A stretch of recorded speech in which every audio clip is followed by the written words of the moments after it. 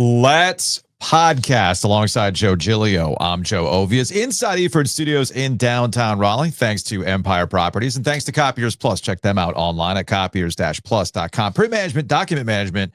We've hit the middle of October, meaning we're running out of 2025, and you probably are looking back on your year. But what's the year in review? We probably have to start working on our year in review. Sir, it's not about the year in review. It's about what we're doing in 26. We'll be fine. Okay. We'll be fine. We started that process yesterday, actually. Oh, did we? Okay. We did. But you still have to congratulations to Easter. They'll be with us for all of 2020. Bang. Drew. Great. Hey, Drew. Great. Drew. Hey, Copiers Plus 2026, right? Cool. Technically, we need to focus on that. I know we're gonna technically speaking. Regardless, if things we've learned, you don't count your chickens until they hatch. Absolutely so not. Absolutely not. You're absolutely right about that. Now you're giving me radio PTSD. So we used to back in the 850 the buzz days when the ad load got light. Because there's ebbs and flows. Everybody knows this. Absolutely. You definitely know this now that you're on the sales side. I've always known this. Yeah. So you get these ebbs and flows of ad sales. And when we were light, we would run this in-house ad that was like, hey, Mr. Businessman, stuck in traffic on 440. You're listening to 850 The Buzz, along with, I don't know what the number was. 25,000 other cars. Yeah, imagine this captive audience. I remember those. Your message across. House ads, we call them in the newspaper. House ads, thank you. Yeah. And I feel like this might be a house ad. Hey, Mr. Businessman, listening to this podcast or watching us on YouTube, do you want to reach 40,000 unique listeners a month? Well, contact us. I would be perfectly content with our current corporate champions. Well, yes, it's true. So, copiers-plus.com. Go hit them up. Hit them up. All we need is one of you to hit them up, and then we'll be good. We're good on that one. Now, speaking of traffic, this is a perfect segue here. So yesterday, I'm driving to Wade Competition Center for Jacob's practice, and it's like, what is happening on Wade Avenue, connector to 40, to get out to Wade Comp? And I'm thinking, the fair hasn't started. Thursday, right? That starts Thursday. Speaking of Thursday, Billie Eilish does her double at Lenovo Center starting Thursday. We're getting another back-to-back? We're getting a back-to-back along with the fair. So if you think traffic was bad around Carter-Finley Stadium yesterday, well, folks. Hey, Joe, why is the bunker suite not ready? Hey, Joe, why is the view bar not ready? Well, I don't know. We've got 20,000 nights of fucking Nate Bargatze and Billie Eilish. Right. Other than that. Every time there's a concert, you got to stop construction. So that's why things are kind of where they are right now at Lenovo Center. So I'm like, what the hell is happening? Because it's not Billie Eilish. It's not the fair. You want that lovey-dovey, that kiss. I did not realize Chris Brown and the Breezy Bowl were in town. And this, again, is one of those, I am completely out of touch with some things. I will admit that I'm out of touch sometimes. And I didn't realize Chris Brown could pack out Carter-Finley Stadium in 2025. That was new to me. Rolling Stones, yeah, I get that. U2 360 tour, that one made sense to me. Beyonce, when people were abandoning their cars near the airport to walk to Carter-Finley Stadium, yeah, that makes sense to me. I didn't realize Chris Brown still brought it like that. News to me. So this has. So what will we talk about for concert seating for Carter-Finley?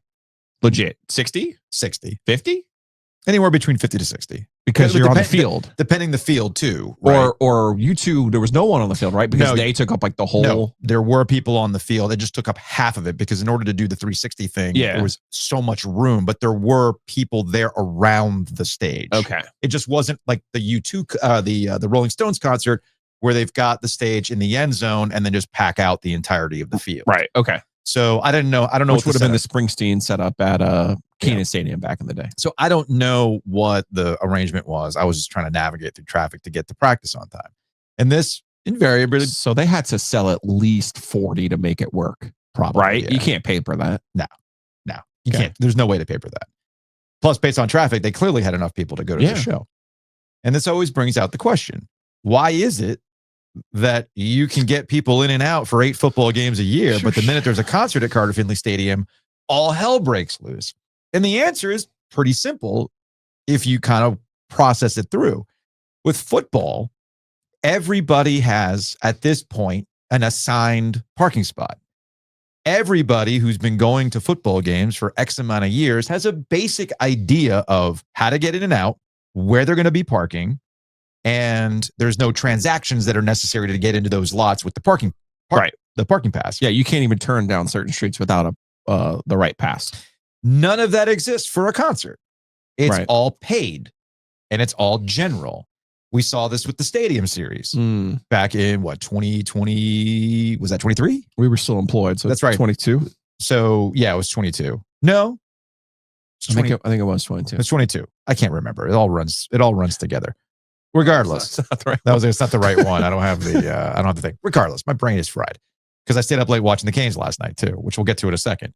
But so yeah, that's why the traffic around Carter-Finley Stadium is the way that it is for these types of events that are not football games. Now, there was a deeper issue as to why the Stadium Series parking was a mess. You're right. 23. We were employed. Yeah. It was about 2 months before we got fired. Yeah, it was one of those weird things. I'm like, man, we were riding high, and all of a sudden, boom, get the hell out. Regardless, right?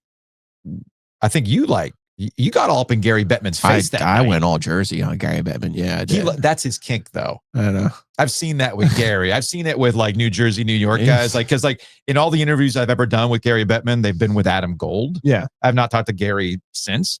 But man, it's a weird kink for Gary to get into like sports talk radio argument like things with somebody else. He loves to fight, man. Well, he loves to argue. I would argue they did an okay job with the parking for the Stadium Series. Now we were there. We got there to do a show 5-6 hours beforehand, but the traffic was piling up that day. Yeah. The real issue was the tickets getting into Carter-Finley Stadium. Do you remember? No.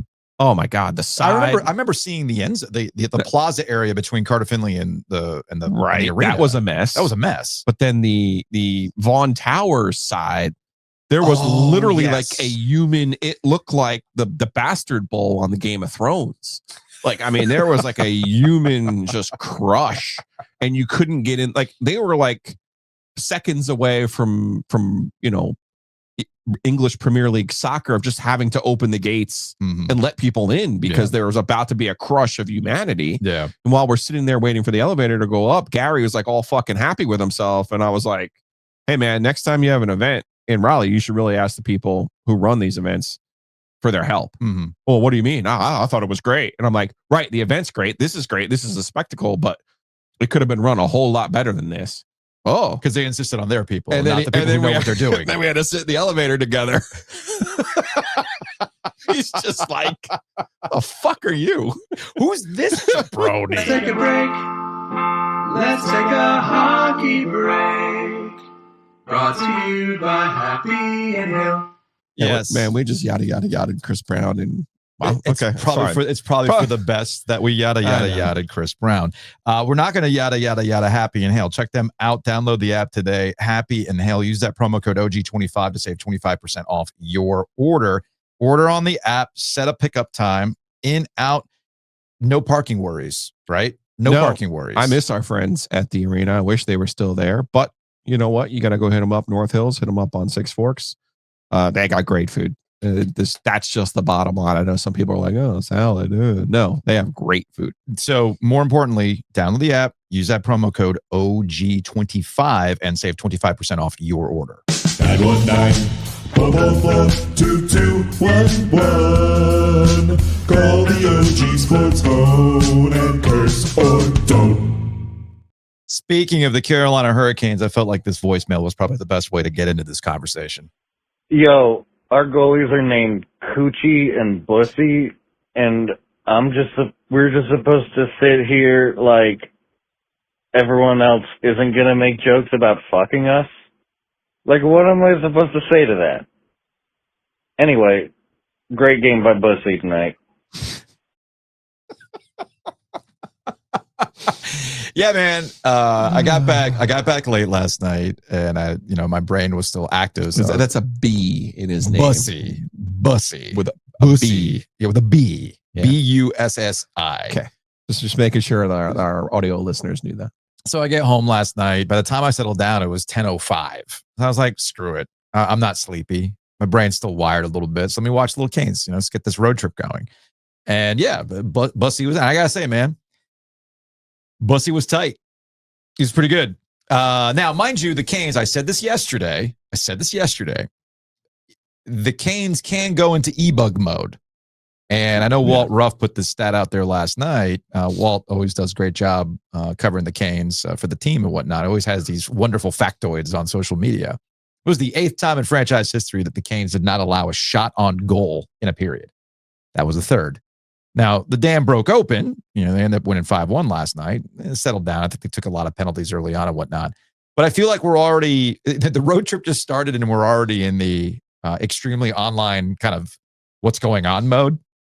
Because after a 5-1 win, it's more along the lines in the course of the game. Brindamore's already putting the line blender. Okay, he already turned the line blender on. He was going to do, which is what he does. Kokiniemi, I think he was a healthy scratch last night. Okay, because we had the janker. Jankowski was in the lineup. We don't know what's going on with Jacob Slave, and something I will admit that something's a little. What do you mean we don't know? He's hurt.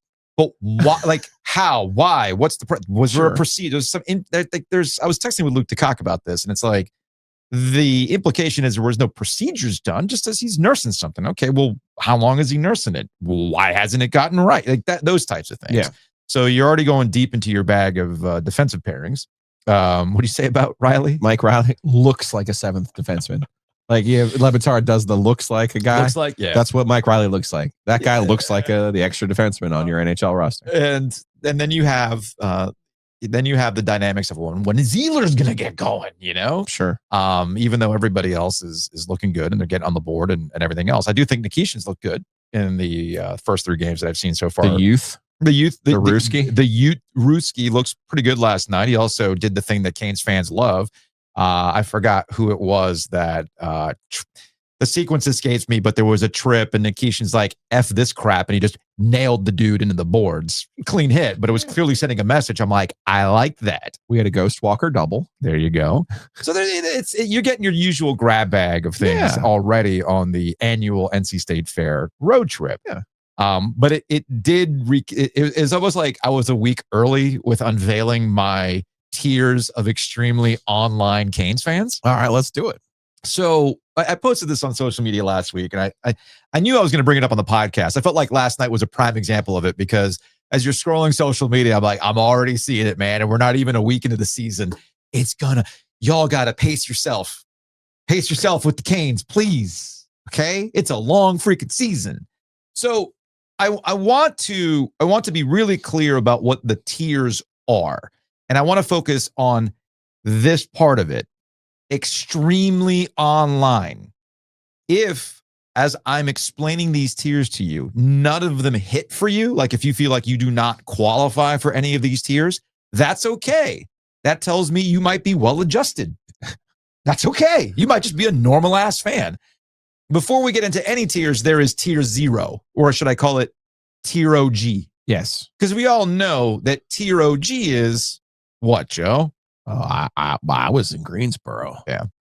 I did Cheaters Never Win before the scoreboard did Cheaters Never Win. Hey, I'm showing up to games in playoff shirts that you think don't exist, like never have. Like, wait a minute, 1990, what? I don't understand this. You still have the 2004 NHL draft shirt? Wow, that's impressive. We do. we do actually, because I'm that guy. I would qualify into the tier OG. Okay, You were gatekeeping before people even knew what gatekeeping meant when it relates to Canes fandom, right? So let's just establish that there's always going to be I was there for the Greensboro days. Never mind. There was only like 4,000 people who went to the games. Not the point. Not the point. Not the point. You could say you were in it. Right. How are they going to check you? Right. All right. So that's established tier 0. Tier 1 is the one that I've been fascinated by the most. And that is what Luke DeCock has dubbed as the late stage Karmanos, Semin, Darling, Stockholm Syndrome group. Okay. Fans who are oddly wistful about the purgatory years because it weeded out those bandwagoners. Like if you were a true believer, you were showing up at random Tuesday night games against Calgary, in 2015. That was you, man.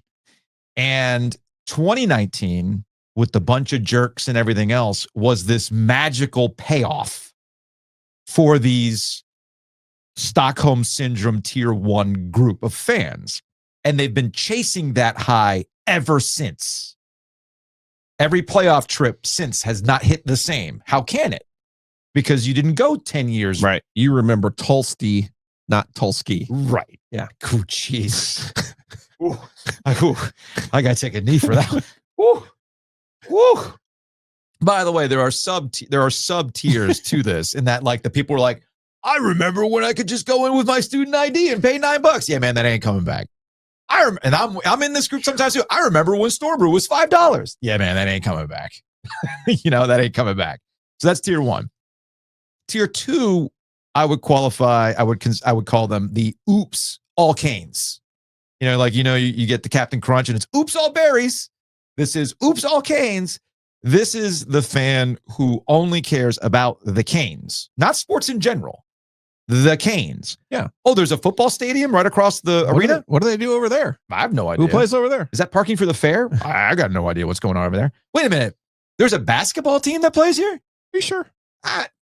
What? I thought that was like a museum piece. Why do they have those goals underneath the stadium? Very, very confused by this. Never noticed. Huh. It's the Canes and the Canes only. And I guess the best way I can describe it for the YouTube audience, I'll pull this up and I'll explain it to the podcast audience. There's a meme that makes the rounds now. And it's one of the meme faces. And it says, my mental well-being is solely and completely in your hands. And then this meme face is looking at a Canes logo. And the Canes logo is saying, I'm literally just a hockey team. I believe that best encapsulates the group. Would you disagree? Yes. Okay. That's good. Okay. These are also, by the way, there's a sub tier within this, like when we do the after darks during the playoffs, and we kind of try to tie in some like other triangle sports. Those people get mad that how dare what do you? Mean? Why are you bringing up Virginia basketball? How dare you? That's disrespectful to the Canes. Now we're just making it inclusive. That was the word I was looking for yesterday, by the way. The next tier is the Dundon hater. Hater. Okay.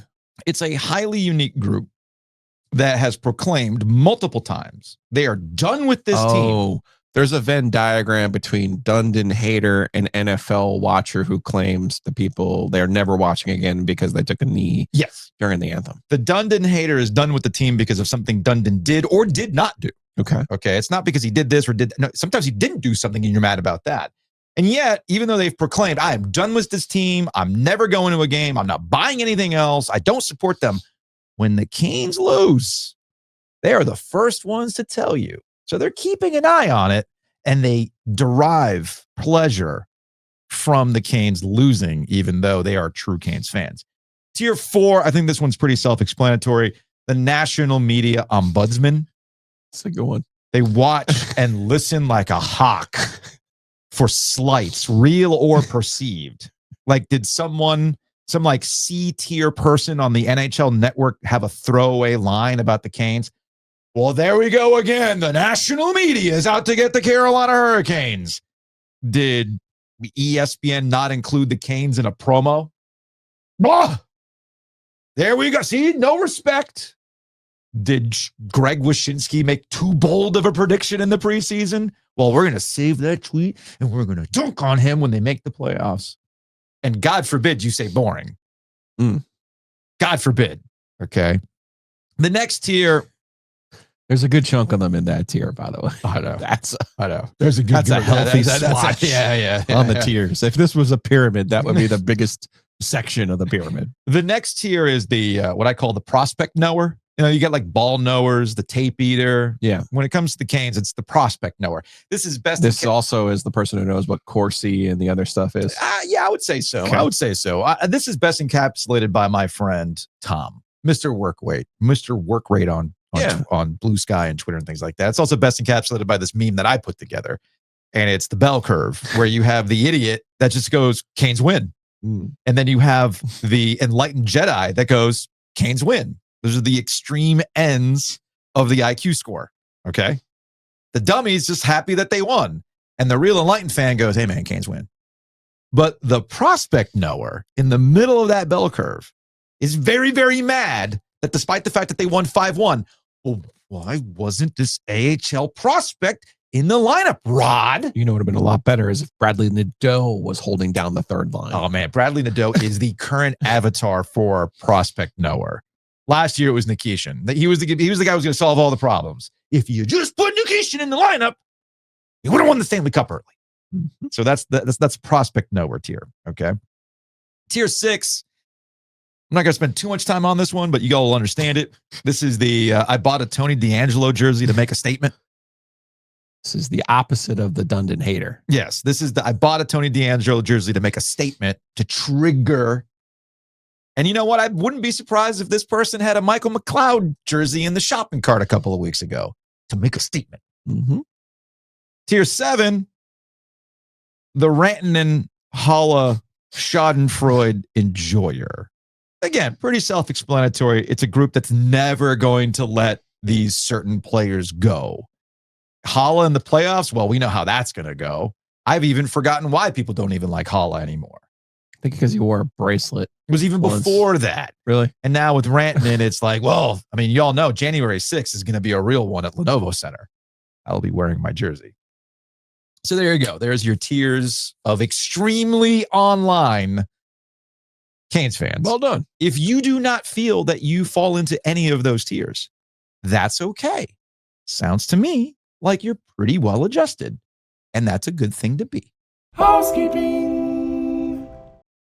Big thanks to Enovana. You can check them out online at enovana.com. If you have mess inside your mansion or trash in your cabana, get it clean with Enovana. I dropped my pen. Check them out again, enovana.com. They were at the house yesterday. Just wanted to let you know because y'all are always like keeping track of these types of things. Just like you're keeping track of where can I get OG Light? Yes, We're still making OG Light. Thanks to our friends at Bond Brothers. You can find OG Light at P Street Market. You can find shouts to Chris. You can find OG Light with our friends Longleaf Swine in downtown Raleigh. Mm-hmm. So they got cans of OG Light there. We're trying to get kegs of OG Light over at the local by the arena. That should be happening soon. And of course, our friends at Butcher's Market as well. And of course, if you really just want OG Light right now, you could also just go to Bond Brothers and Cary. Raleigh Times? Yes, and it's on tap at Raleigh Times as well. Yeah. Thank you for reminding me. So it's on tap at Raleigh Times here in downtown Raleigh as well. And in They have Cary, a healthy rotation on that tap, so you got to get in there. and if you want quick. if you want to buy a case of it, I would suggest you just go to Bond Brothers and say, "Hi, I'd like to buy a case of OG Light." They'll do that for you. Okay. Because they got it there in the cooler ready to go in the back. Okay. So just go do that if you'd like to do that. So again, OG Light available all those places. So go check them out. And of course, our friends at Longleaf Swine. Go check them out at longleafswine.com. I've mentioned the secret stash from time to time. Mm-hmm. It's the OG.shop. Our guy Mikey P has got a interesting collection of OG themed items, and Including your shirt. including this shirt. Again, that's all in the secret shop. It's a secret. Don't tell anybody. The OG.shop. Michael's done it again. He has released the Carolina Reapers snapback hat. As we've discussed about the Reaper, Carolina Panthers win. Usually somebody gets fired because of the fact that they beat them. So why not commemorate it with an official Reapers hat? Michael did a very, very good job of turning the Panthers logo into like a cloak. I'm sorry, what logo? What did I say? That's not a logo. I don't know what you're talking about. A good point. It's a Reaper. It's a Reaper. Yeah. Anything else is purely coincidental. It just happens to be that's the case. I don't know what you're talking about. It is a Reaper. See if the C and D hits. Yeah. So again, go to the OG.shop. Again, Kelly definitely did not sign on. Don't. If she saw that, I hope she's still in Europe. no, she's not. She's back. If she saw that, Speaking of ombudsman, she'd be like, sir, what are you doing? It's not my website. I don't know what you're talking about. Not my website. Not my mug. Just saying. Hey, big thanks to Two Roosters. Check them out online at tworoosters.com. Jared's on us, man. Jared is on it. No, I'm pulling it up right now. now. I'm pulling it up right now. So I get it. That's as mad as Jared can get. That wasn't bad. No, Jared. there was. There was? There was some subtext there. Oh, okay. I got you. Here we go. I got you. You can meet Matt Abel, Colt Landing, Yeah. at the Lake Boone Trail location from 3 to 5 Sunday, Sunday. October 19th. This Sunday. This upcoming Sunday, 3 to 5. So You go can over to hang Lake, out, go over to Lake Boone. have Great some food, location, a yeah. lot of space over there. Yeah. Mhm. So go check that out. TwoRoosters.com. Follow them on social media because Two Roosters on Instagram is a great follow. Yep. We're We're always making something different. I know. It's all The it's all- Costco hot dog one. I know. It's all great stuff, man. It's a really fun social media follow. So go on Instagram and check them out. But more importantly, you want to meet some NC State players as the season gets ready to go and have some ice cream? You can meet Matt and Colt Sunday, October 19th from 3 to 5 at the Two Roosters Lake Boone. Now you know who location. Colt is, right? When we went and refereed at Millbrook, Oh, that's right. Colt was either a sophomore or a junior that year. And then Matt, it's Colt Langdon, local legend. And then Matt Abel is their star freshman. They're hoping he will be hear his name in the NBA draft next year. So that hurts me. They're banking on him. That hurts me a little bit. Maybe you love Two Roosters so much because they got locations all across the triangle. I'm like, I want to live near one. Yeah. Tell Hometown Realty. MyHDR.com. Hit them up. Be like, hey, I want a Two Roosters nearby the house I want to buy. We got you, fam. Check them out online at myHDR.com. Again, that's myHDR.com. And of course, our friends at Whitaker and Hamer. You bought that house. You want to take it to close. Whitaker and Hamer can handle that for you. Did you get a C and D from a certain NFL franchise? Yeah, they can probably handle that for you too. WH.lawyer. Need some offset language in your contract? They got you. So again, check them out. WH.lawyer. Again, that's WH.lawyer.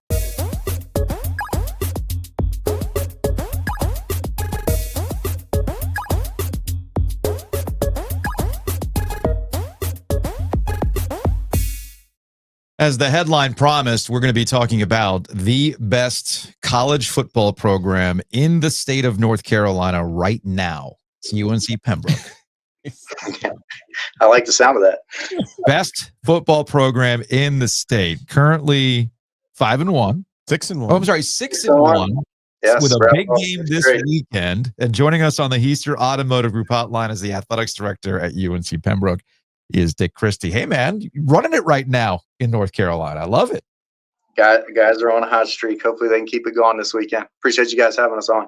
Yeah, no, last time we talked to you, we talked about the dynamics of where you are in the UNC system and how sports wagering money comes. We know what it does for state in Carolina. What does it do for a school like UNC-Pembroke? And now you guys are even in a completely different realm than the last time we talked to you. You are like an officially sponsored NCAA D2 football conference that you're playing in right now. So I guess for the uninitiated, what was that process like? What was the goal to get to this point? What are you trying to accomplish? Well, let's first unpack the sports betting piece. So, the state still hasn't approved a budget. There is a proposal on both the House and Senate side that would tweak sports betting. So we're watching that closely, and we're really trying to talk to our legislators and our supporters. As it stands now, everybody but state and Carolina benefit from sports betting tax revenue. There is a provision on the Senate side, I'm pretty sure, that looks to try and incorporate them because of some of the revenue issues that they're facing, particularly on the revenue share side. And we understand the landscape stuff. We're totally supportive of them being at the table. It just needs to be separate of the tax receipts that are supporting all the D2s and the small schools. As long as our number stays in that range that we're at now or goes up, we're in good shape. If it goes backwards because we're bringing them to the table, that would be a major hit to the experience for our kids. So we're still watching that closely. Hopefully, that'll come to closure here soon.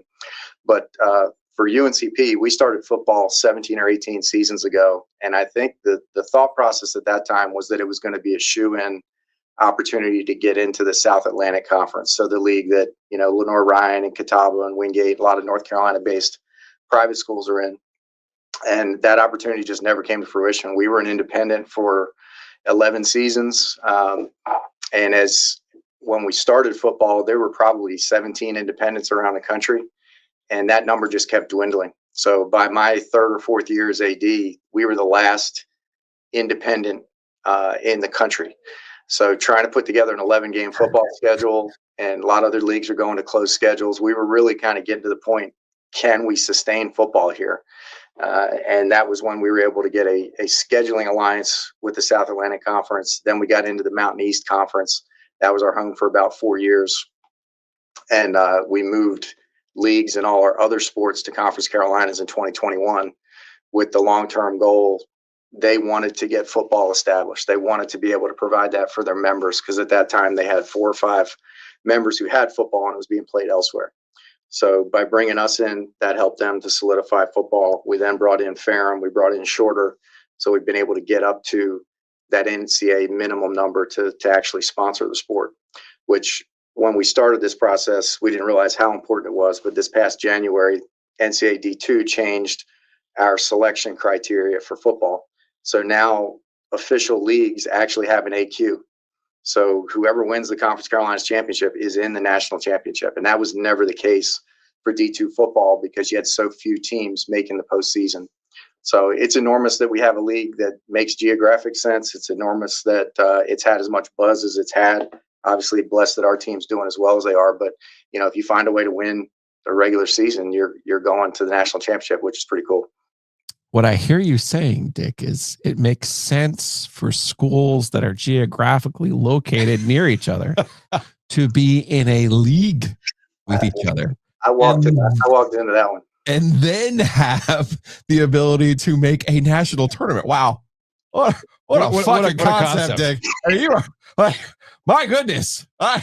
If only this logic could be applied at the higher levels. My gosh, I wish someone at the ACC level would think of this, but of course we have Stanford and Cal and SMU and all those other things. Maybe at some point we can put that toothpaste back in the tube. Speaking of which, there's a trickle down in college sports. Like you have a very successful D2 program right now. You guys have won 6 in a row. You're number 19 in the country. Okay, that's a big deal in Division II. As you said, you have a path to making the national tournament, which is obviously really important. But there's a trickle down, and I'm curious. I looked at your roster. I see some Garner guys on there, South Garner too. We now see guys going from mid-majors to majors, which means those mid-majors need to fill the roster a lot of times from D2 players. So how do you kind of put your D2 roster together? Can you get high school guys? Can you get the three Garner guys that you have on your roster right now? Or does it have to be, do you have to go find D3 transfers who you pull up to play for Pembroke? How does it work? Yeah, I'd say it's all of the above. The last 2 seasons, we're probably about 50-50, still being able to successfully bring in high school kids that make sense, and then working through the transfer portal for those that may be good.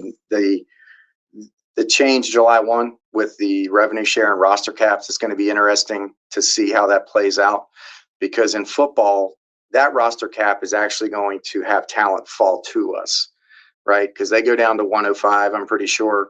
So there's going to be kids who are used to sitting on the end of the bench D1 that now may entertain more options for a scholarship at D2. Other sports, it's actually the opposite. So some of the sports, for gender equity reasons, their roster cap might be higher than what we saw before, and we may actually see, the quality of the competition go down a little bit. So those things are going to fluctuate over the next couple of years, but we definitely are impacted. Mid-major recruiting, those who are lazy, they wait and see who our offensive player of the year is, and they're DMing them with an offer. So those things are frustrating, but I also think that it starts to really, the arguments that we're winning in that case, the parents are engaged and they're seeing the value of the degree or seeing the value of somebody going somewhere that they can A, play right away, B, have some staying power. So I think that helps culturally, but we have to do a good job of explaining those things. We're not immune from NIL, particularly in football and basketball. Mm-hmm. We're going to have to find a way to engage in it for that top talent, but we're never going to have the resources that, you see everybody on a basketball roster getting something. That's just not sustainable at D2. This is not to try to get you to name names or anything like that. I'm just, as you're explaining all these things, like internally, I'm just chuckling that we spend so much time complaining about luxury problems at other local schools, right? And the crying of poor, I don't know, we might need private equity money, for these types of things. And I'm just hearing you explain all these things. And I got to imagine that when it's all relative to where you are as a school, but I got to imagine that part of you just kind of chuckles with, oh, it must be nice that you're worried about X level of money as opposed to what we're dealing with right now. Yeah. I don't discount what they face because everything is about your competition. Right. And if that's what's happening in the SEC, the ACC's got to figure out a way to compete, or they're They're going to be, a bygone era. So I don't begrudge that at all. But, one of the reasons I came down to D2 originally was the fact that the stuff we work on a day-to-day basis has a whole lot more direct positive or negative impact on the athletes and the coaches than what we were working on, at the Power 4 level. So it's more rewarding from that sense. Yeah, our kids probably have a little bit more of a blue collar experience, but I also think there's value for them in seeing some realities of life that we don't have. Yeah. The best of everything. You're gonna have to make the best of what you got. But it's also interesting too, in that I can already hear the creep, right? It's like I understood why you went to that, because what it was at NC State and where it was headed was turning into an enterprise. I think we can all recognize that these things are ultimately enterprises at the top level of college football in particular, and college basketball. But as you're describing it to me, I can already hear some of this creeping into the D2 level. How do you balance that? I think that while the families on a recruiting trip do ask about it, I think the fact that they're at a Division II school, they're also more realistic about what that answer might be relative to revenue share and name, image, likeness opportunities. We've created space for all of those things. Student can leverage their brand. Mm-hmm. We have access to some resources and community. There are the things there to answer the question in the affirmative, so we don't, lose the recruit at hello. But when they sit down in my office, we have a chance to talk with the family. We are a lot more transparent with them about, look, we've got 40 plus years of data that says if you finish this degree, it's worth $1 million to you over your life. That's indisputable, right? Whether or not this 15 grand I can slide you on the side is going to have any lasting impacts to you, we don't have any data on. So keep the main thing the main thing. We're still in a space where I think we can have honest conversations with them on that.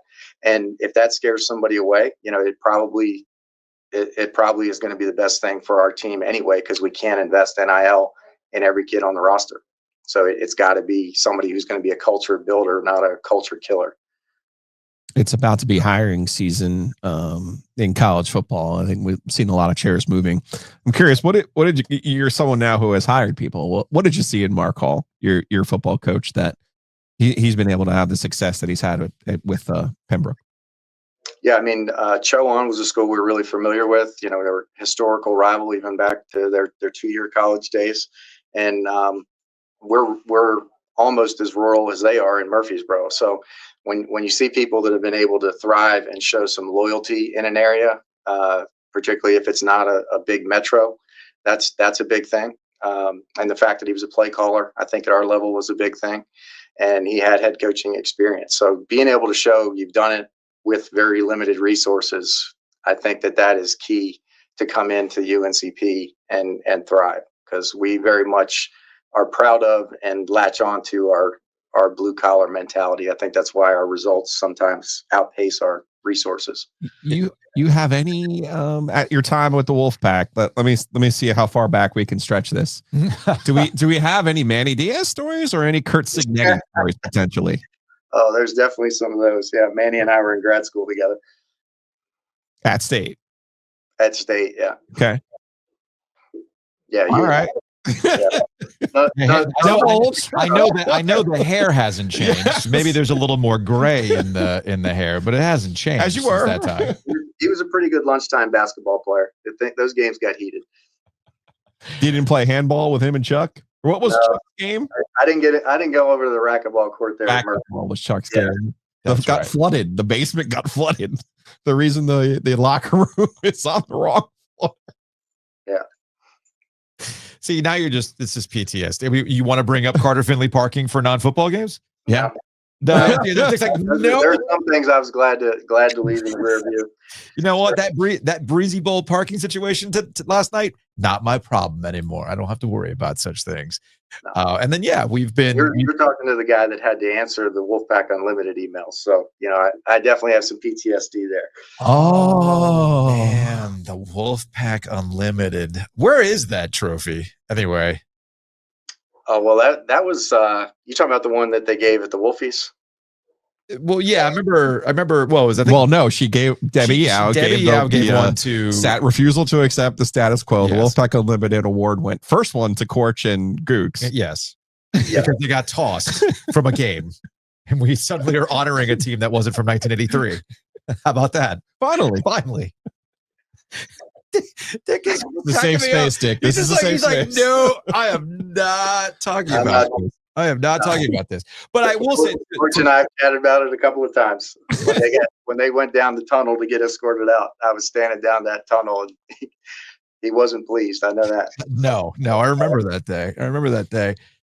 It's funny. Joe mentions Kirk Cignetti, and I think this is more along the lines of D2 success story. Yeah. So it's, I guess what I'm getting at here with somebody like Kirk Cignetti, who has, I think, broken brains with what's happening at Indiana and the journeys that these football coaches take, and the ups and the downs, and D2, and he was at Elon, and it's almost like at some point you're going to have some, not even a 2 or 3 degrees of separation, but like a 1 degree of separation from a lot of these coaches. Yeah. So, I guess what I'm getting at here is football is something that you choose. It does not choose you. You want to commit yourself to this. And sometimes it pays off with what's happening at Kirk Cignetti. Sometimes it doesn't. And it really is a fine line. Too. Yeah, Manny had quite a journey. Manny's been all over the place before he finally landed and seems to be comfortable at Duke. So it is an interesting life you choose in athletics, especially with football, is it not? I mean, if you look at how much some of these guys have to move their families around, I don't think that I could do it and chase that dream. The biggest thing with Coach Cignetti, kudos to him on having the humility, even though he had family in that area, having the humility to accept a D2 job. If you looked at his pedigree and who he worked for and the levels he was at, it's hard for some assistants to even entertain the idea that they would do something like that. So to go there, which at the D2 level is a good program and a good situation, and you could kind of build a brand there that gets a chance to go to the postseason consistently. I give him a lot of credit for doing that and finding a path back. I think you're going to see more and more of those opportunities now that revenue share is in play. Mm-hmm. Because if I'm a mid-major AD, in the past, I would win the press conference by hiring Alabama's assistant, right? Well, where those guys are going now, they're putting those salaries out of the stratosphere. I mean, they're out of the realm of possibility now for a number of mid-majors. And the reality is I may have to bet on myself and, hire somebody with head coaching experience, maybe at the D2 level, because I could double the D2 guy's salary and still take half of that salary and dump it into rev share. So they can find ways to improve their roster and get more competitive if they go that route more often. So I think you're going to see that from, some ADs that have some confidence and maybe have the support of their president, because it's an immediate way to A, get somebody with head coaching experience and probably success, and then B, put more money into your roster. We need to bring Dick Christy home. The key though here, Dick, is you just have to say you don't like us. If you end up talking to anybody at NC State, no, I don't like Giglio, I don't like Ovies, then you'll be fine. We'll get you home though. Don't worry, we're gonna get you there. I hear you. I just speaking of NC State, I guess we'll wrap. Deny our existence. We'll wrap on this. You keep talking about blue collar and whatnot. I can't help but look in your office. You've got like a cooler in the background, just like a straight up tailgating cooler in the back, right? We were just in Will Wade's basketball office, right? Which is like palatial, and he's got a branded soda cooler because of the deals and things like that. It's too, same with us. We're like in a little 10x10 room with our makeshift podcast studio. You go to some actual media outlets with some palatial places, man. But at the end of the day, you gotta get it done, right? You got the NC State Metallica sign back there, which is legendary. So, I think you got a pretty good setup. No, I had shoulder surgery 2 years ago, and that was my means of carrying student athlete Bible study food over to the classroom that they meet in so that I could have my arm in a sling. So that has been there since then, which tells you my attention to detail in my office. It's okay. You should see Giglio's corner with some of the stuff that we moved in here about 2 years ago. It's still sitting there collecting dust. It's perfect. I can't believe he didn't call you to play golf the other day. I mean, we needed help out there. Now he knows better. Not from him. Not from me. You don't want to see me out there with my 13 wood. Trust me on that one. Dick Christy, the AD, UNC-Pembroke, North Greenville on the docket. This is like you were saying before we hit record, this is like an actual like legit test for you guys right now. Oh yeah, they've played one of the toughest schedules in our region. They've played a lot of Gulf South teams, which, if you know anything about D2 football, the Gulf South has been kind of the SEC of Division II. That's the West Florida's, Valdosta State, that kind of thing. And they've played a lot of those teams tough, and then they're undefeated in our league right now. So they've got us scheduled for homecoming. They're going to have a big crowd. Weather looking good. So it'll be a very challenging road test for us. It'll probably be the most difficult fan environment that our guys will have faced yet. So they'll need to stay focused. Well, best of luck, man. Let's get to 7-1. Continue being the best football program in the state of North Carolina. We'll catch up with you later. Appreciate it, guys. Thanks so much.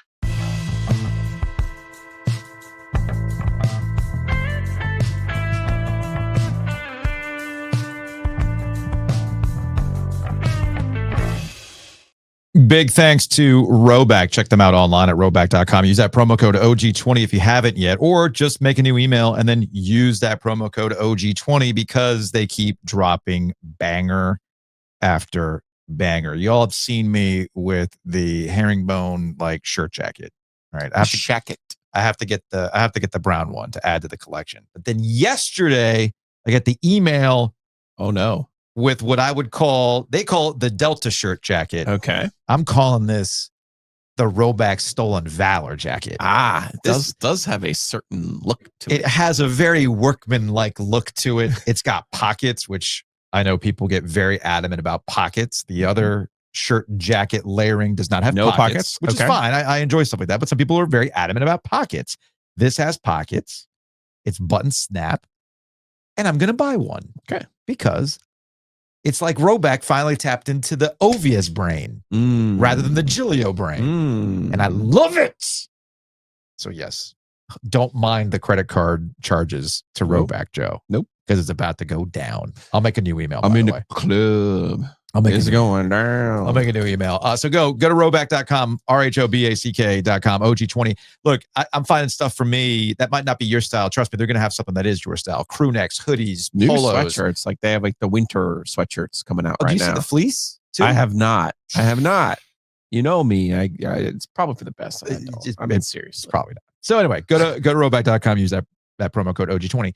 If you want a free Roback from Joe Giglio, there's a way to do that. There is. That is to go to millerlending.com/theOG or call him directly at 919-447-3377.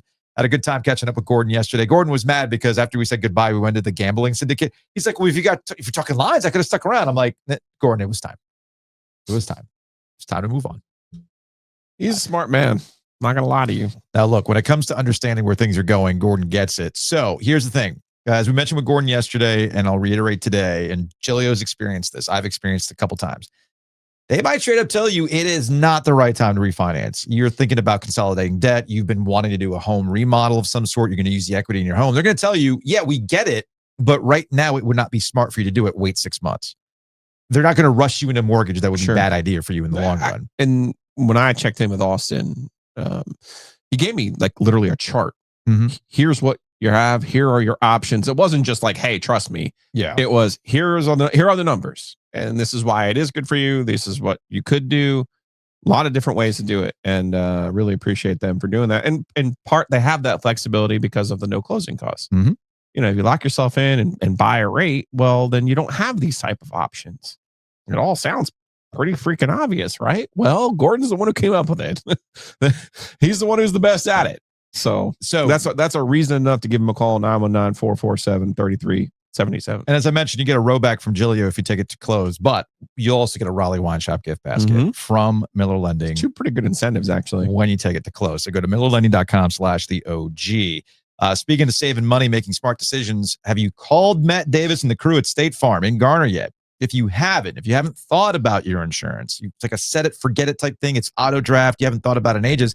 You could be leaving money on the table. Matt could probably get your rates down without you realizing it, but you're only going to find out one way and one way only. That is to call him, 919-779-8277. You can check him out online at insuregarner.com. And all the money you save, you can reinvest it into your home with new blinds. Or maybe you want to give the gift of blinds for a wedding. Say, better yet, you don't know what you're doing. You don't know how much of a task it is to put blinds up, especially when you have 28 windows. Okay.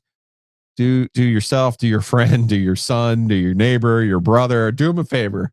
Buy them this particular gift because they will thank you. I swear to you, in time saved, they will thank you. Not only that, it's going to look a heck of a lot better when you trust the professionals. Chris at Bloom and Blinds, please give them a shout because they have so many great options. 919-980-9815. 10 or more window treatments, you're going to get 10% off.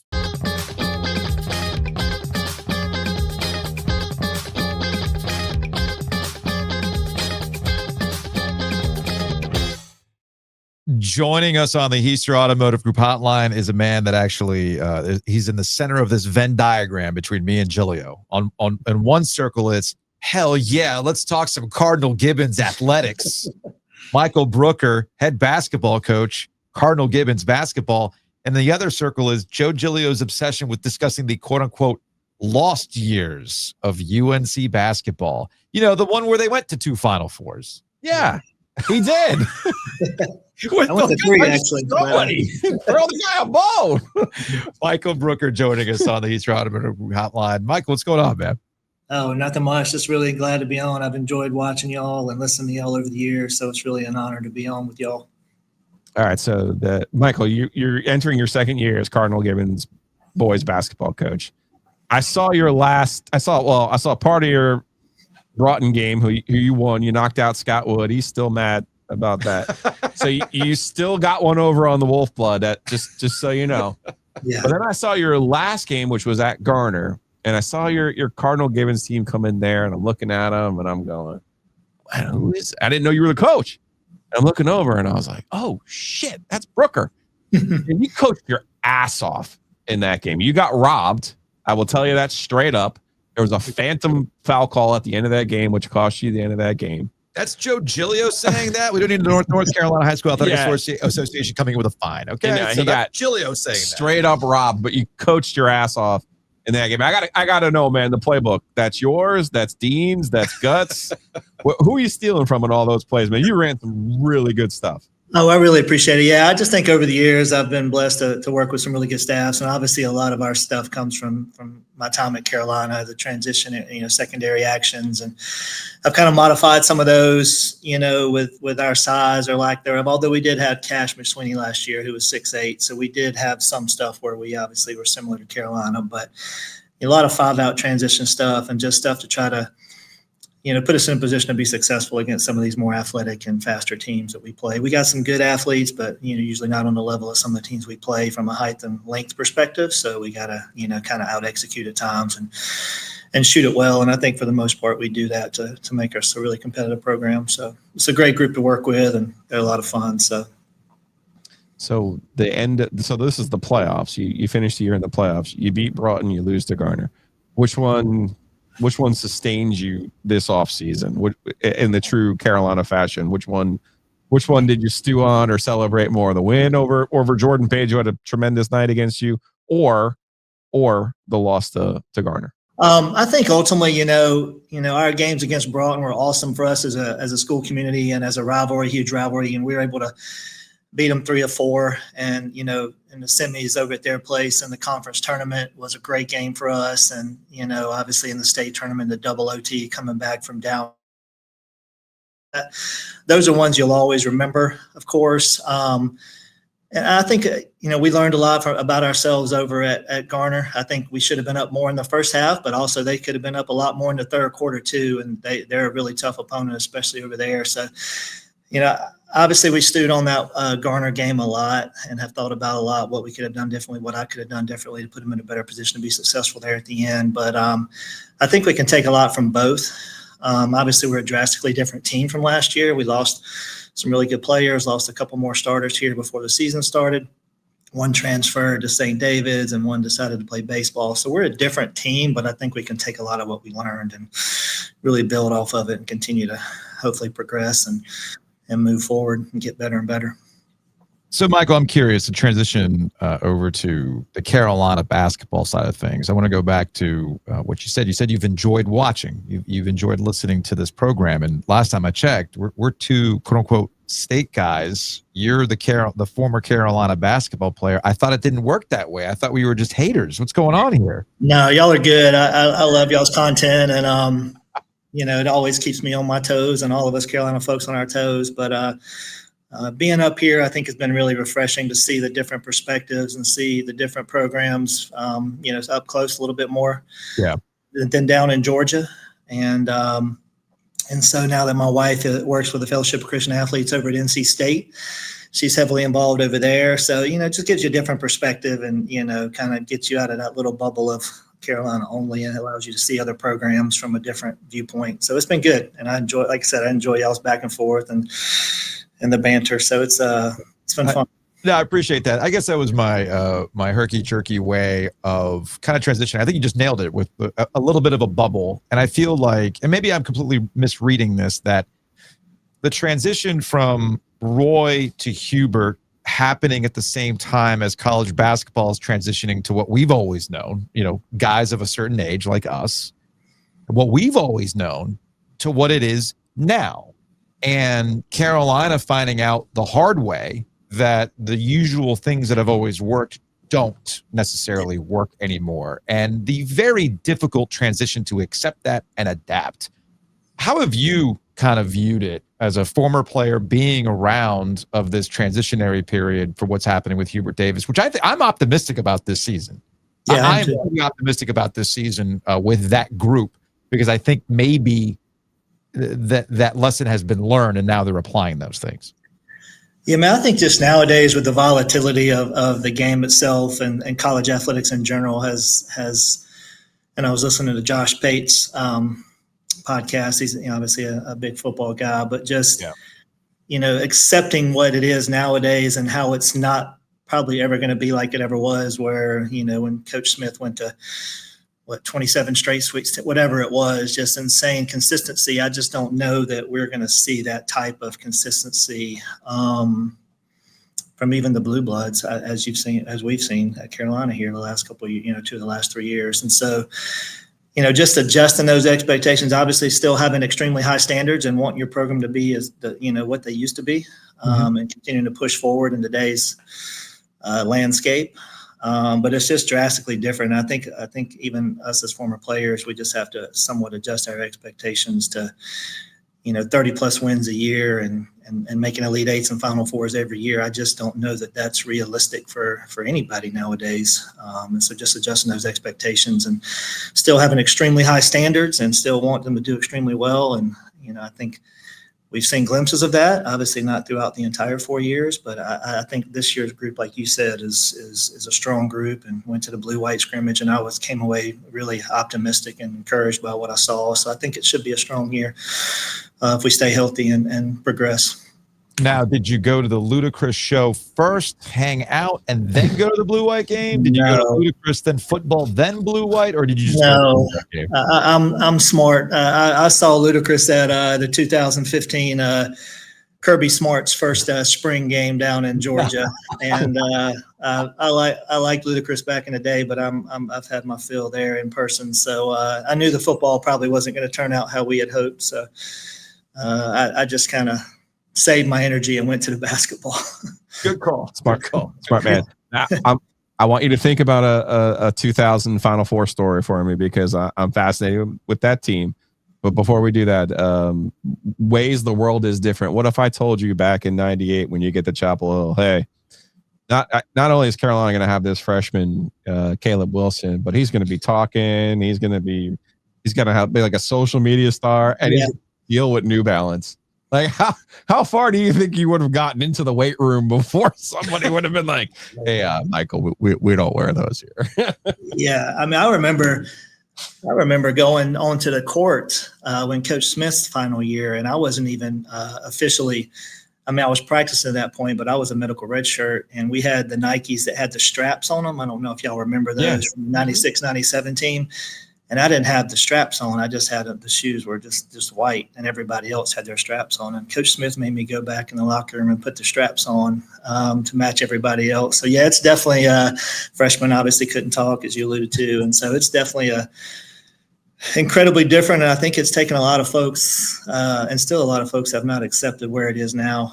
And so it's just a constant, just a learning process and trying to consume it and trying to figure out where we fit in the grand scheme of things as the landscape is nowadays. He seems like a breath of fresh air, though. That personality on Caleb. Yeah, he's awesome. He's got a great personality. Obviously, an incredible player. We actually, when I was down in Metro Atlanta at the last school I was at, Alexander High School, we played against Caleb Wilson and Ace Bailey. So we had a really tough schedule, but we played against them a couple of years ago. And they, I think we were 29-3 that year, and they were one of the teams. Caleb's team was one of the teams that beat us. He had like 24-15 or something crazy, handling the ball and shooting it. So he was a lot longer in person, a lot taller than I thought he was going to be.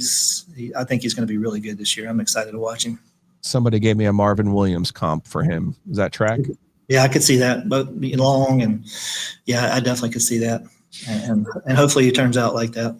Now, tapping into your high school experience now and being around players like that, I'm always convinced that the kids, and they are kids, have an easier time with all of these changes than we do, the adults. So I am curious, with all the NIL stuff and head basketball coaches and boosters freaking out about all these things, have you, from your experience being around them at a high school level and being recruited, how do you think they handle it? How do the kids handle it? Yeah, like do you think they have a better handle on it than we give them credit for?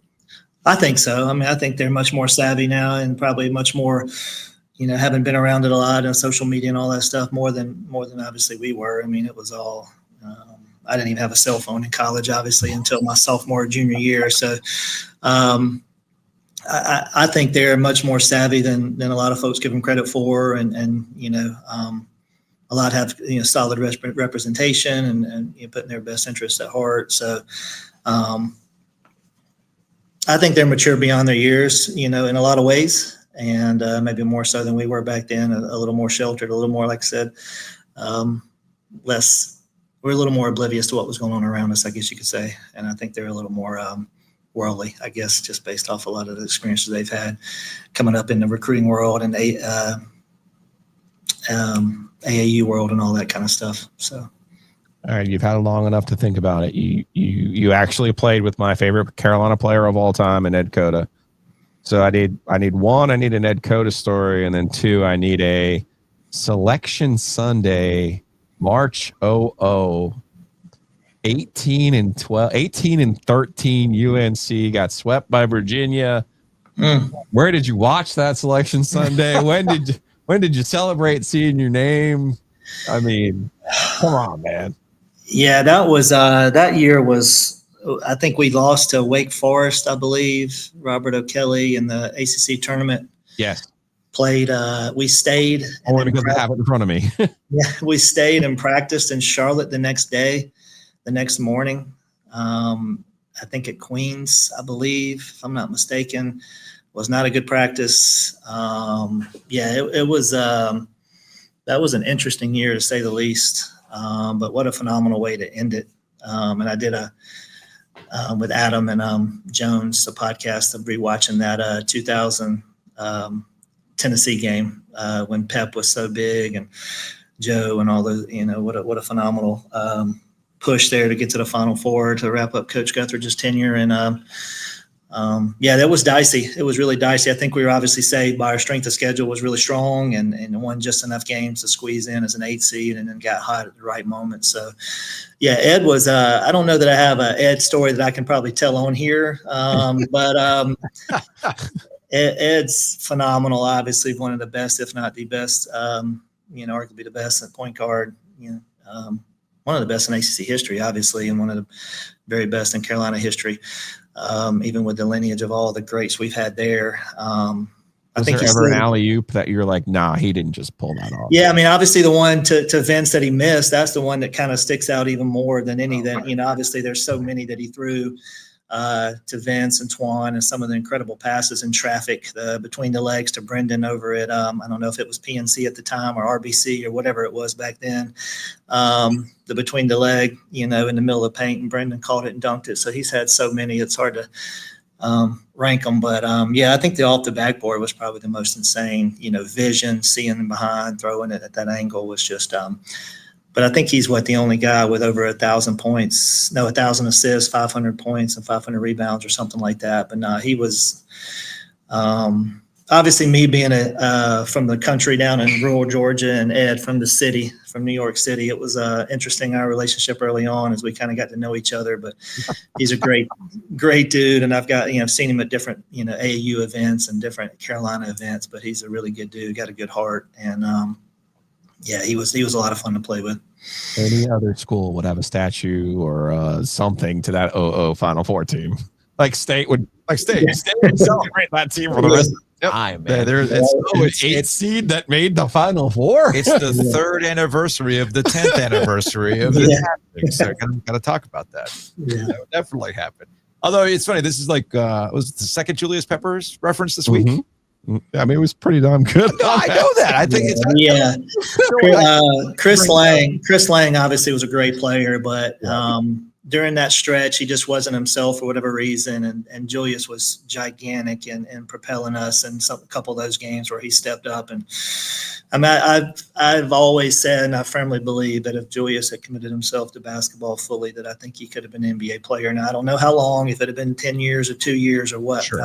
I think he had the ability and the smarts, the IQ, the athleticism, the strength to be able to pull that off. And obviously he went on to be a pretty darn good football player as well. So he was a freak athlete and a phenomenal dude. He's quiet, low key. Yeah. Treated everyone well. And so, I was very. That was the thing I was curious about that I wanted to tap into, is that the further we get away from that time, I mean, it's been 25 years for heaven's sake, right? And we all understand he has an NFL Hall of Fame career, and he's kind of returned into the Panthers fold, which is good to see. And he's representative. I don't think even I, who witnessed it in person, because I was in college at the time, I don't think we truly appreciated how much of a freak of nature he was at that time. And when he played hoops, and how good it wasn't like a novelty. He was like legitimately good. Yeah, he was. I mean, he came off the football field and immediately was one of our, top 6 or 7, and just picked up things like instantly. No, Michael, you can't say 6. You're in a high school. You're in a high school gym. You said 6, 7. You can't do that. 6, 7. You can't do that. I'm surprised that your team didn't just emerge out of nowhere and spawn and go, 6, 7, coach. Oh. Now I can't stop saying it. Actually, I always, whenever I think of 5 or 6, I always end up saying 6 or 7. And but yeah, he just his basketball IQ was off the charts. Yeah. And when he wrapped up, he didn't play his last year. And when he wrapped up and got back involved in obviously the strength training program with the football program, he went from 260, 265 to, I think, 3 or 4 weeks later, we talked to him. He was back up to 285, 290. He probably looked at the weights and gained 10 pounds. Like he was just a freak of nature, obviously, vertically and strength wise, and just, his feet were so light. Some of the alley-oops he caught, the one against Wake, was incredible. The roof went, about came off. And so, he was a lot of fun to play with, as well as a lot of other guys. How is moving away from the Heels here for a second? Am I going to see Cardinal Gibbons in the playoffs again this year? You going to get your mark back from man Kent Blums and Garner? That is the plan. That's the plan. I mean, I think we got a great group of young men that shoot the heck out of it, and they know how to play. They share it. They make my job really easy because, a lot of teams, a lot of groups, you have to have them buy into sharing it and moving with a purpose. And elite, we really stress elite ball movement, elite player movement, and just not caring who scores. Sometimes you, sometimes me, always us is our motto this year. And so I think I really like our group. I think if we stay healthy, I think we can make some noise. We got a tough schedule again this year, but I'll roll with our guys any day of the week, and I love the way we play and how hard we play. And so I think we're gonna surprise a lot of people this year. Like you said, they may not, when we walk in the gym, they may ask if we're the JV team, but I think by the end of it, I think they'll know we've been there, whether we win or lose. They'll know we were there. Michael, we appreciate the time, man. Best of luck this season. It was good to catch up and actually talk to you in person rather than interacting over social media or something like that. I don't know. I'm gonna have to come back. It's not my. You gotta go watch them play. It's not my old campus because my old campus does not exist anymore. You were on Western, right? When did it moved in? Yeah, I graduated from Gibbons in 1997. I was like the second to last class, or like I think there might have been 2 more classes after me that were on that campus before they moved over to the Tajma campus that currently has athletic facilities that rival actual colleges. Oh, come on now. Hey man, Catholic Church, baby, we got money. We got money. It's really nice, but it's really nice. Don't get me wrong, but come on. Yeah. No, look, it's what Brother Gary and Brother Michelle were able to put together, because that was their vision. That campus was their vision. Yeah. When they were on. You're right. And they've done they've had an excellent job over there, and it's good to see them having success. They've come a long way since I was at Cardinal Gibbons when they were playing Iron Man football. Let's just put it that way. Yeah. So my buddy Matt had to play both sides of the ball every Friday. Man, he was really? Back in the day. Yeah. The football program is a powerhouse, and we got a lot of other programs. Our basketball program is just trying to catch up to some of the programs we have on campus. So hopefully we'll continue to do our part and see what we can do. All right, man. Best of luck. Yeah, for Appreciate everyone. y'all. Thank y'all so much. For everyone looking for a coach who runs all kinds of sets and all the plays and all, Brooker's the one you want to go watch.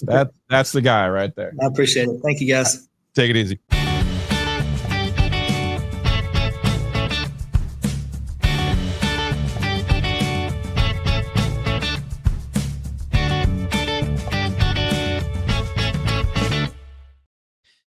Usually when we do 2-hour podcasts is when we do like brief history of Triangle Good. But then Giglio broke the mold last Thursday, going 2 full hours from the local. Incredible.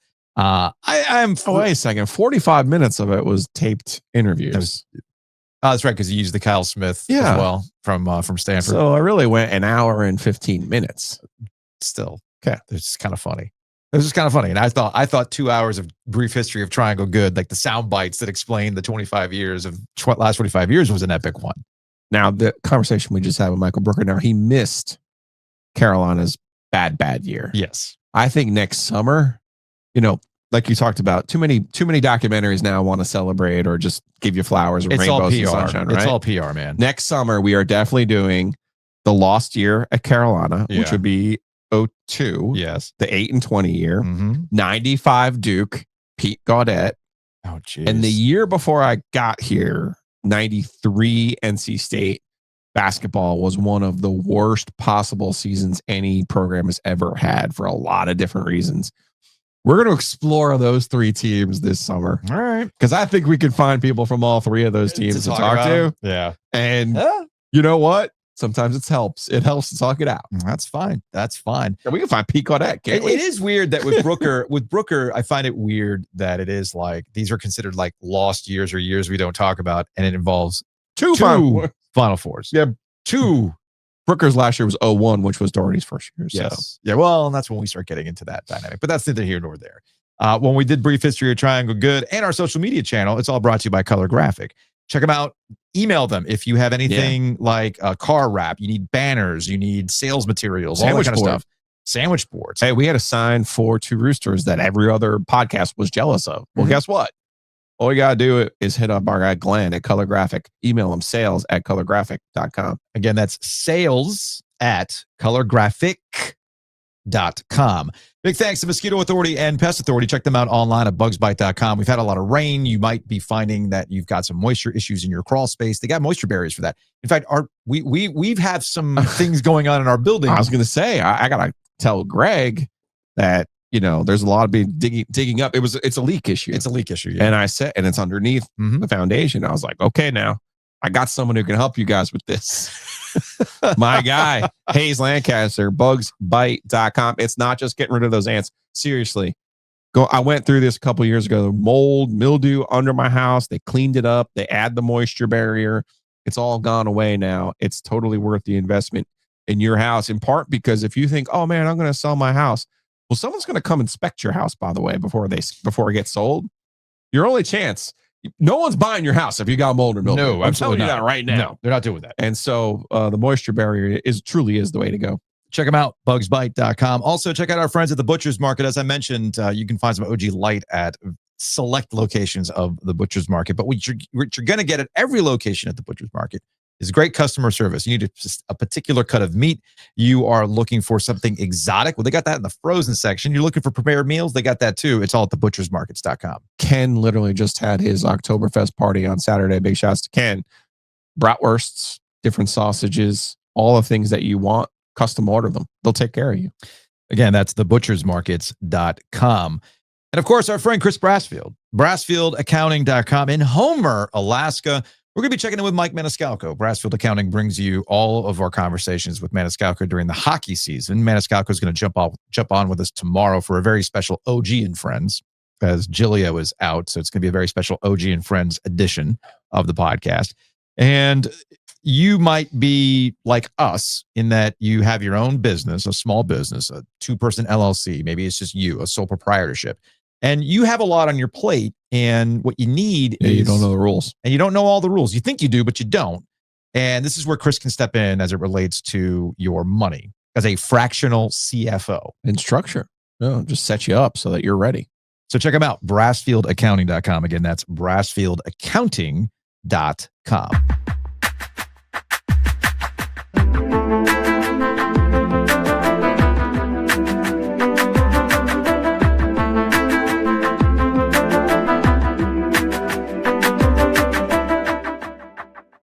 So we've had a lot of reaction coming in through, speaking of social media, we've had a lot of reaction coming in through social media related to your Mike Elko theory. Oh, okay. I thought this was Darren texting us about. Well, we'll get to that. The Sex Panther. We'll get to that. We'll get to that.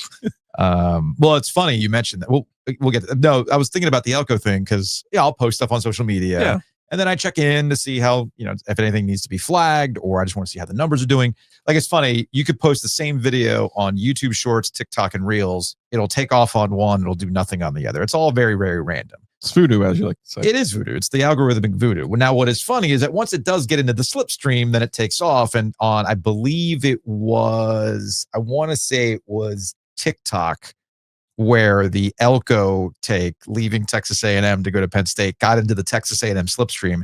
And we know how that cult works. My friends. And you even said yesterday. My friends at College Station. And you even said, and I made it sure it stayed in the clip, but like, we can talk about more money, better job, XYZ, but there's some regional reasons why Elko might consider it. Sometimes there's an emotional pull. Exactly. Don't tell that to Texas A&M. Why would they leave Texas? Why would anybody leave Texas A&M? They've never won anything. Yeah. That's why. You can have all the money in the world. It doesn't mean jack shit. Plus, do we know if Revelry, the dog, has the dog changed its opinion about Elko? We don't know. We got to imprint on that dog. If you don't make a connection with that dog, you're out. You should probably ask your other Texas A&M friends before you come after me, because I was dead right about you last year. Just so you know, I'm 1-0 on Texas A&M takes. I freely admit. You know what? I remember that because I put it out there related to the NC State with money. NC State with money. And let me tell you how it ends. You're going to lose to Texas. And people got mad. Which you did. I'm saving this for later. And of course, never came back. But now you're back. Yeah. Now you mentioned Sex Panther. And this was related to Rico Dowdle. Mm-hmm. And he's been hot the last couple of weeks. And in classic old Panthers fashion, if Marty Herney were still the general manager, we know they would have a record-breaking contract. Gettleman gave McCaffrey the deal, so but McCaffrey made sense at the time. I've always maintained, not to relitigate. No, and I got into many. We might as well, because I got into many sports radio arguments about Christian McCaffrey. The price of the brick is always going up. McCaffrey was different than any other running back because he did so much more than just run. He was crucial to their part of the offense. Okay.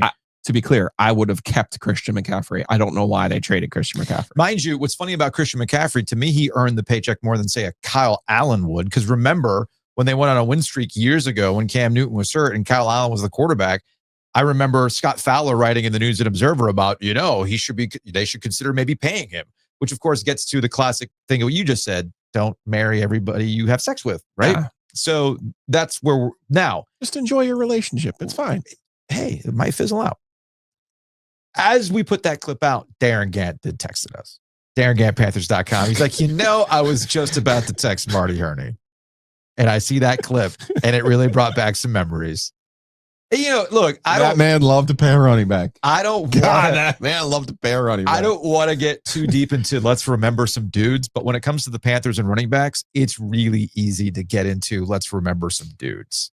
Was it, as somebody pointed out on social media in a comment, like, yes, because Dante Foreman tore up the league after, they gave him whatever contract it was. So there you have examples of these types of things when it comes to the Carolina Panthers. I just want you to pick a track, right? Yeah. Like you had the sunk cost in the 2 running backs, and then it was like, okay, we can't do that again. And you, like you said, the versatility of McCaffrey, then you paid him a bunch of money. He's the highest paid player at his position, an outlier. Mm-hmm. She's like, oh, we got to get out of this contract. And it's like, okay, now guys, can we just slow down with what we're doing? Because the truth of the matter is the running back position in the NFL, it really is replaceable. Yeah. Like you can literally find someone else like a Rico Dowdle who tore it up in South Carolina and just needs a chance to be hungry. The only strike against Chuba Hubbard was he was drafted by Matt Rule, who remember when he called him, like, yeah, my wife was really excited because we just couldn't tackle you when you were at Oklahoma State. At the end of the day. And then finally, the thing that we've been receiving a lot of feedback on as related to Bill Belichick and Mike Lombardi. I enjoyed our conversation with Matt Brown yesterday, and I did kind of lead him to the, hey, can we just explain how really nobody in this industry respects Mike Lombardi? Mm-hmm. And he did it, as you say, a very succinct way. That was great. A very Matt Brown way.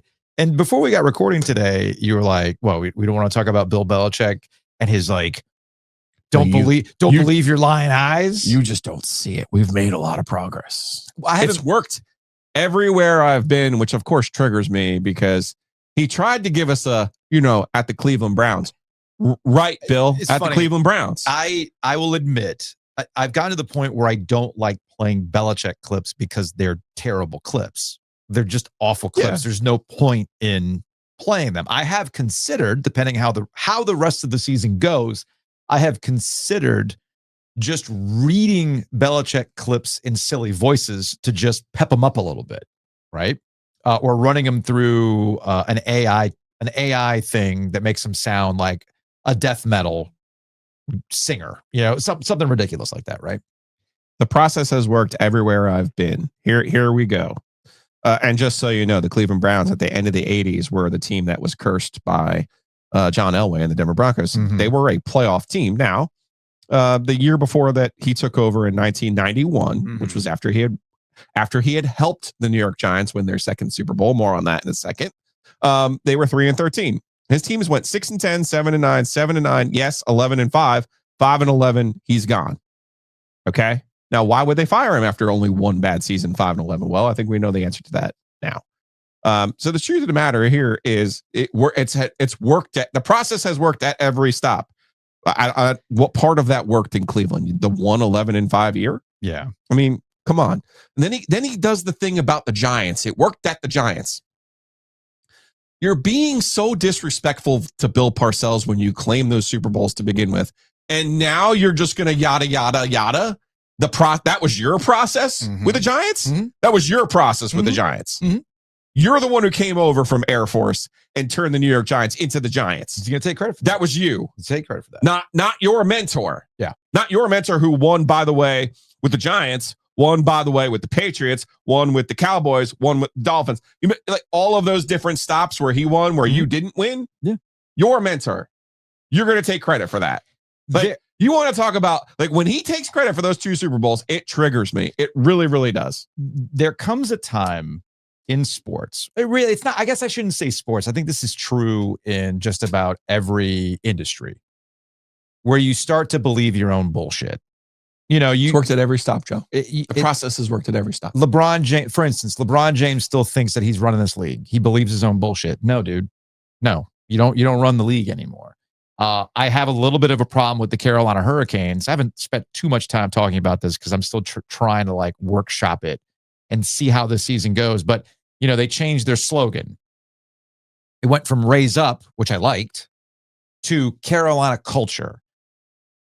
The minute a sports franchise starts to believe its own bullshit about culture, that's the beginning of the end, in my opinion. That's when you start to see the decline. It's one thing for others to speak to the culture for you, right? Like specifically the Carolina Hurricanes. You know, the culture is that people come to the Carolina Hurricanes, they like being here, and then they want to be around the team from here on out. And it's not necessarily a spoken thing. But the minute you start to market it, that's when you start to believe your own bullshit, and that's when the decline happens. It's the same thing that happens at any other company, large company, where like, no, we're a family here. No, we're not. No, we're not. Oh, we do things for the culture. The culture is a pizza party because you don't want to give anybody raises. You see what I'm getting at? So, or terrible catering during Thanksgiving. There's your PTSD. So those are the types of things that when those start to become the signifiers of what you are, that's when I know that it's on the decline. You're starting to sunset. And in the case of, to bring this back to Bill Belichick, I am of the same opinion. You have now started to believe your own bullshit. The 8 Super Bowls, those are yours. Now it's that. Okay. Your process in New York, not Bill's. Got it. Sure, dude. Got it. Whatever.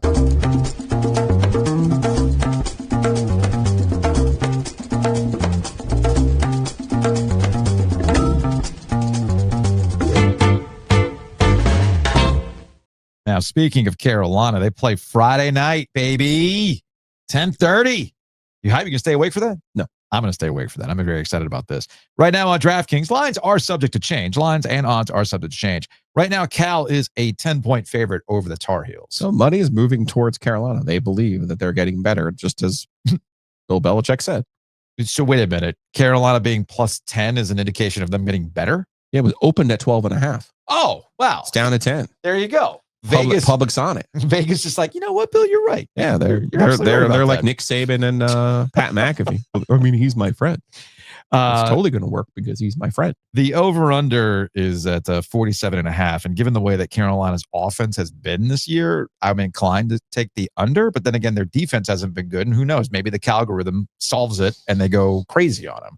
But I plan on taking some Nature's Relief that night. Go to naturesreliefhempstore.com. Mm-hmm. I plan on being gummied for that game on a Friday night. The blue This will have to be a DVR game, but the blue sky post might be a little loopy. Okay. At 1 a.m. A little ACC after dark, a little Ovies after dark, if you will. Okay. So yeah, minus 10.5. I'm looking at the Duke Georgia Tech game, which is the biggest game of the weekend locally, obviously. With Manny Diaz hosting Run the Ball, Georgia Tech. And Duke is a 1.5 point favorite. It's essentially a pick 'em at home. It's a big game. It is. Because I think we all kind of agree Miami is going to be in Charlotte for the first Saturday in December. Yes. The question is who will be there with them. And obviously Duke, Georgia Tech, Virginia. Mm-hmm. I think Louisville probably still might have a say in it. So we'll see how it all plays out. But obviously Georgia Tech has to feel good about the position that they're in. But they have to win on Saturday in Durham because, as we've talked about, Duke's losses are out of the league. Yeah. So they actually have a really good path in front of them for that reason. Like it, obviously you don't want to lose to Illinois the way that they did. You don't want to lose to Tulane the way they did. But if you learn from them, it can turn it into an ACC appearance in the ACC championship game. That's a good thing. So I'm also looking at the NFL line, and Carolina is a 1.5 point favorite on the road at the Jets. You ready for this? You ready for this? You're about to do a Panther Belichick. What are you doing? What are you cooking up over there? I don't know. I throw the Canes in there. Do a Carolina. I feel like this. I might be cooking something up for tomorrow. Okay, we'll see what we can do on this one. I'm not too sure what I'll be doing with. Make your own. Make it the Heels. Make it the Canes. Make it Duke. I like where you're going with this. Yeah. I might have to. You know what? I might have to build one out. I might have to build one out for this. I like where your head is at on this one. So you could do it whatever you want. That's the beauty of DraftKings. That is the beauty of DraftKings. So download the app today. Use that promo code OG25. Okay. You want to build your own parlay? You can do that. You want to live on the live line? You get your TD props, anytime TD props. You can do all of that at DraftKings. And of course, lines and odds are subject to change. So if your team is hitting pay dirt, if you want to hit those parlays, it'll pay out to you when you download the DraftKings Sportsbook app. Use that promo code OG25. Again, that's code OG25. New customers can turn $5 into $300 in bonus bets if your bet wins. in partnership with DraftKings. The crown is yours. Gambling problem? Call 1-800-GAMBLER. In New York, call 8778-HOPE-NY or text HOPE-NY 467-369. In Connecticut, help is available for problem gambling. Call 888-789-7777 or visit ccpg.org. Please play responsibly on behalf of Boot Hill Casino and Resort in Kansas. Pass-through per wager tax may apply in Illinois. 21 plus, age and eligibility varies by jurisdiction. Void in Ontario. Bet must win to receive bonus bets which expire in 7 days. Minimum odds required. For additional terms and responsible gaming resources, see dkng.co/audio. Limited time offer. That's going to wrap it up for today's show. Big thanks to Dick Christy at UNC-Pembroke, Michael Brooker, Gibbons, stand up. And we will see y'all tomorrow.